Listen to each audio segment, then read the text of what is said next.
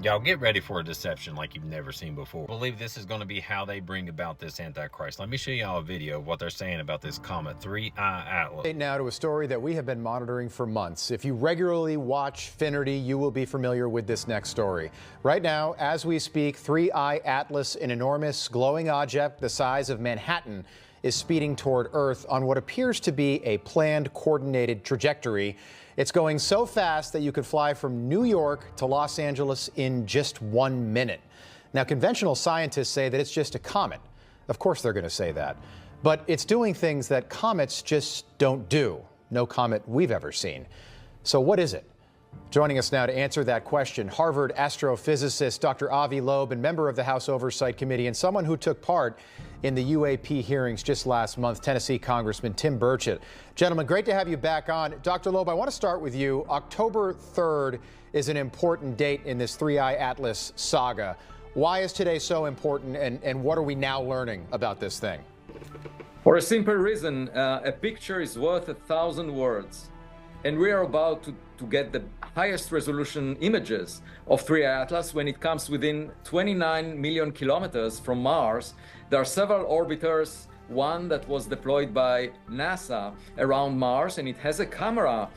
This camera is called HiRISE, that will be able to resolve 3I Atlas with a 30 kilometer per pixel resolution. So we will learn much more about it in the coming days, and hopefully the data will be out soon. Science is fun because we can learn from evidence. So far, there are 7 anomalies of this unusual object. The size is very large. It's larger of all the size of Manhattan Island, about 1,000 times more massive than the previous interstellar comet, about 33 billion tons, at least that mass. There was a jet coming out of this object towards the sun. Unlike a cometary tail that usually goes away from the sun, there was an unusual chemical composition containing mostly nickel without iron. There was a polarization of light never seen before for comets, and the trajectory of 3I Atlas is aligned with the plane of the planets around the sun.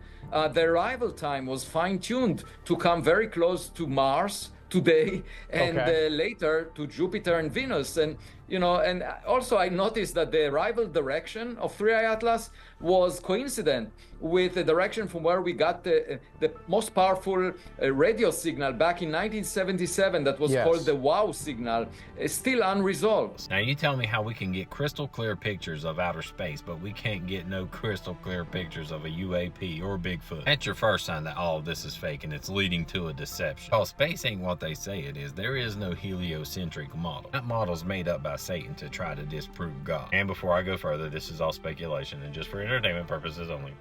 But the Bible tells us plainly that the earth takes shape like clay pressed under a seal. That means it's flat, and we have a firmament that goes around the earth. It's spoken of in Genesis, and the book of Enoch speaks about the firmament. It says, I saw the firmament of heaven above at the world's edges. Picture a gigantic snow globe, and that's what we're really in. That being said, the moon is local, the sun is local, and the stars are all local. They're not in outer space. There is no outer space. Actually look one night at the moon. Actually look at the sun when you can at sunset or early sunrise. And you can see that these things are local if you really look at them. That being said, all of this is inside of our dome. Nothing can come through the firmament and nothing can go out. We've never left this earth. So why are they pressing this 3I Atlas comet so hard and saying that it looks like a spaceship? God is telling me because of deception. They want to deceive us. They want us to think that this is how the Antichrist comes through, an alien invasion or whatever they do. They want to make us think that this Antichrist came from space. But in reality, they're all here. They're already here on the earth with us. Now, this don't mean that their technology isn't real. This don't mean that they can't give us the illusion that they came from space, because they can, and this is probably how they're going to try